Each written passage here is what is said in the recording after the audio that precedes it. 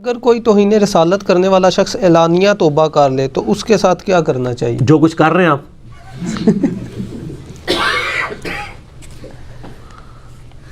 سر یہ اتنے تلخ رویے ہیں، اس قوم کو نہیں سمجھ آ رہی. ہم تو چیخ چیخ کے کہہ رہے ہیں کہ خدا کے لیے اپنے رویے درست کریں.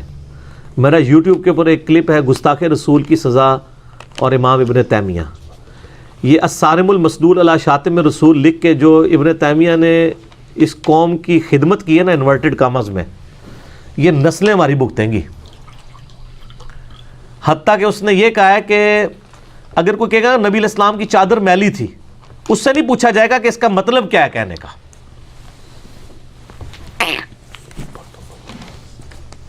تو سر پھر یہ جو پارٹی ابن تیمیہ کو بابا اپنا بنائے بیٹھی ہوئی ہے نا، اس پارٹی کو پھر جب دوسری پارٹی گستاخ رسول ڈکلیئر کر کے تو ان کی تکہ بوٹی کرتی ہے تو ان کو برا نہیں ماننا چاہیے. یہ ان کے لیے یہ قبر جو ہے نا، یہ گڑھا ان کے ابا جی کھود کے گئے ہوئے ہیں. اور سب سے بڑا یہ ایشو انہوں نے یہ بنا لیا کہ توبہ ہی قبول نہیں ہے. ان کو کہ کوئی اللہ کو گالی دے کہتے نہیں توبہ قبول ہے. تو اس کا مطلب ہے یہ دوزخ میں لوگوں کو پہنچانے کے لیے شعر ہے. اور اکا دکا انہوں نے واقعات پکڑے ہوئے ہیں. میں کہتا ہوں ان واقعات کو تو آپ چھوڑیں. سب سے بڑا گستاخ رسول عبداللہ ابن ابی تھا، ٹھیک ہے، جس کے بارے میں قرآن میں بھی آگیا آندہ آپ نے کسی منافق کا بھی جنازہ نہیں پڑھنا. نبی علیہ السلام کو غلبہ بھی حاصل ہو گیا تھا، مسجد درار بھی بنوا لی انہوں نے. یعنی جب رومن امپائر غزوہ تبوک میں حضور صلی اللہ علیہ وسلم سے روب کھا کے بھاگ گئی ہے، اتنا آپ کو اللہ نے غلبہ دیا تھا. آپ کے لیے عبداللہ ابن ابی کو مروانا کو مسئلہ تھا؟ گستاخ بھی تھا، منافق بھی تھا.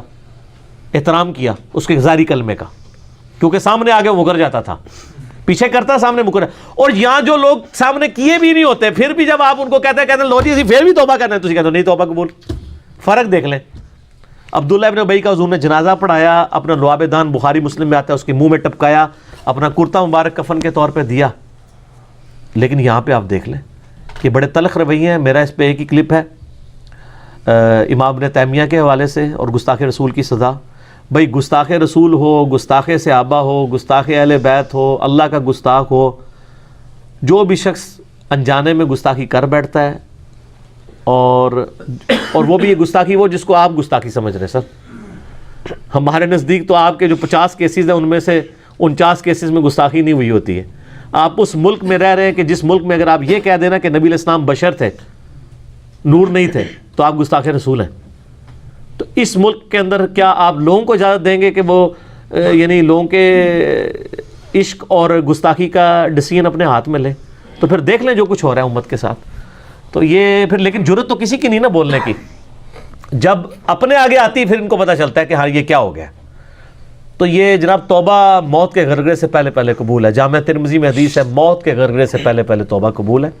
جو شخص توبہ کر لے گا اس کی توبہ قبول ہے. اگر کوئی بندہ عادی مجرم ہے اور فساد فی الارض پہ اترا ہوا ہے، بار بار ایک کرتا ہے چیز، اس کو پھر آیت محاربہ کے تحت اسیسینیٹ کیا جائے، وہ ایک الگ چیز ہے. اس حساب سے تو میں کئی علماء کو بھی اسیسینیشن کے قابل سمجھتا ہوں جنہوں نے تلخ رویے جو ہیں وہ ڈیولپ کر دیے ہیں امت کے اندر، کہ آج ایک عام آدمی کی زندگی جو ہے نا وہ غیر محفوظ ہو چکی ہوئی ہے.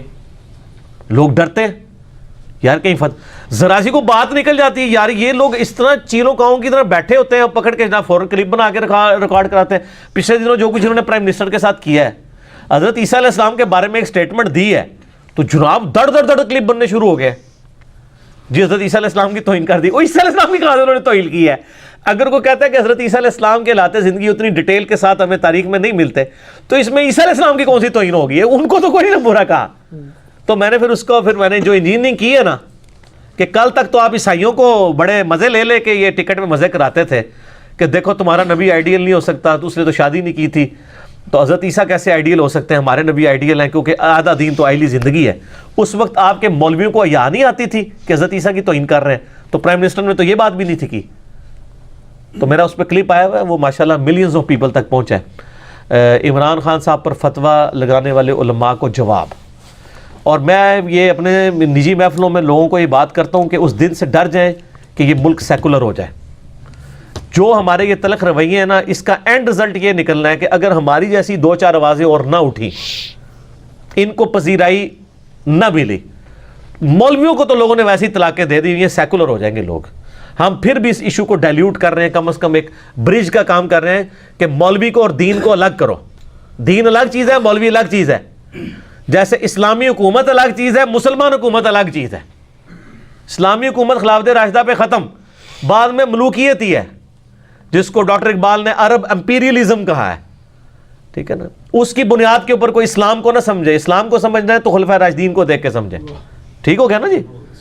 تو یہ اسلامی حکومتیں نہیں تھیں, یہ مسلمان حکومتیں تھیں.